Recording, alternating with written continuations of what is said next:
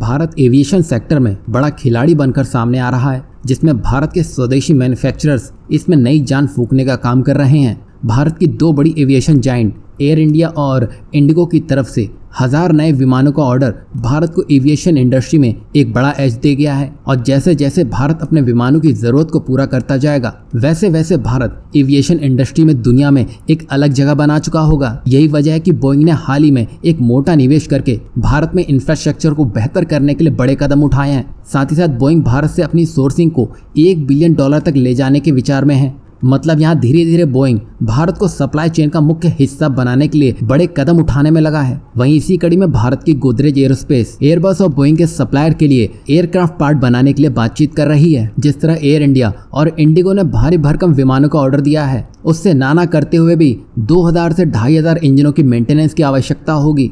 भारत में इतने सारे विमान आने के साथ एयरबस और बोइंग को अपनी सप्लाई चेन को भी बढ़ाने की आवश्यकता होगी, जिसके लिए एयरबस और बोइंग के टियर 2 सप्लायर्स अब भारत की ओर देख रहे हैं। उन्होंने कहा है कि विमान की संरचना के लिए सप्लाई में बहुत सारे अवसर हैं, जिसमें टाइटेनियम की भी बड़ी आवश्यकता है। साथ ही साथ एयरक्राफ्ट के पार्ट्स के मेंटेनेंस, रिपेयर और ओवरहॉल की भी मांग होगी। और यहाँ खास बात यह है कि भारत की गोदरेज एरोस्पेस पहले से ही इंजन मेकर जैसे जनरल इलेक्ट्रिक यानी कि GE और रोल्स रॉय को की कंपोनेंट एक्सपोर्ट करती आई है। वहीं भारत स्वदेशी विनिर्माण के साथ ही साथ एरोस्पेस और रक्षा के लिए कंपोनेंट की लोकल सोर्सिंग पर जोर दे रहा है, जिसमें एयरबस और बोइंग जैसी कंपनियों ने हाल ही में अधिक लोकल मैन्युफैक्चरिंग पर अपना जोर दिया है, जो भारत के लिए शुभ संकेत है। यही नहीं, गोदरेज एरोस्पेस भारत के अंतरिक्ष और सिविल एविएशन सेक्टर की उभरती जरूरतों को ध्यान में रखते हुए एडवांस मैन्युफैक्चरिंग, असेंबलिंग और इंटीग्रेटेड फैसिलिटी के लिए महाराष्ट्र के खालापुर में एक नई सुविधा बनाने के लिए 250 करोड़ रुपए के निवेश की योजना बना रही है, जिससे आने वाले समय में